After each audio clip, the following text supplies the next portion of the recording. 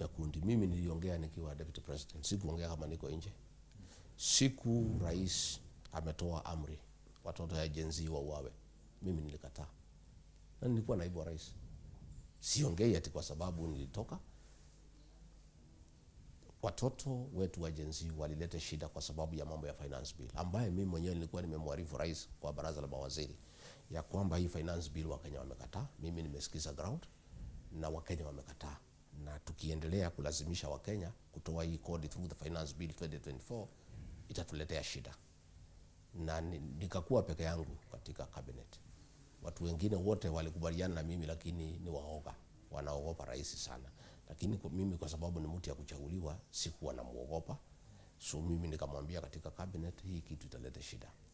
Siku ameamua iendelee na kukaanza kuonesha iko dalili, kukapangwa operation kubwa sana vile hivi vijana watakabiliana na hawa. Na vijana wengi sana walikuwa wamebeba maji na simu, hawana silaha, hawana bunduki, hawana chochote. Watoto wadogo wakauawa kikatili.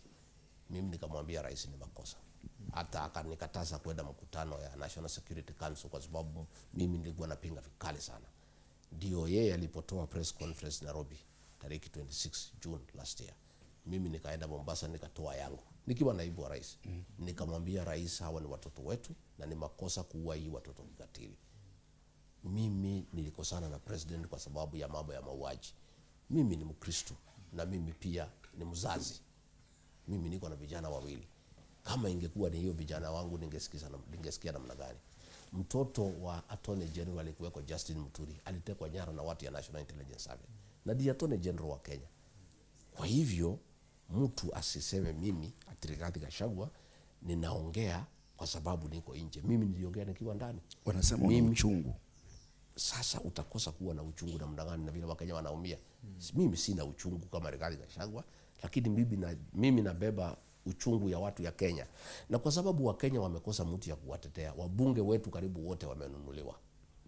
Huyu upinzani Raila Odinga na wenzake wamenunuliwa, wako kwa serikali inaitwa blood based, ndio nasikia wanaita broad based, lakini ni serikali iliundwa na damu ya Gen Z. Isipokuwa ni damu ya Gen Z ilimwagika, huyu Raila Odinga na watu yake wangekuja kwa serikali. Sasa hakuna mtu ya kutetea Wakenya, wabunge wamenyamaza. Imebidi mimi na wengine ndio sasa tunatetea Wakenya, na tuko na uchungu na sio yetu binafsi. Sisi nabeba uchungu ya watu ya Kenya kwa sababu lazima mtu azungumzie watu ya Kenya. Tukikosa kuwatetea, kusema usiue watoto wetu, usiharibu uchumi, nani ataongea? Kwa hivyo mimi hakuna uchungu nimebeba kama Rigathi Gachagua mtu binafsi, lakini mimi nabeba uchungu ya mamilioni ya Wakenya. Na o ne ukuri Muga FM.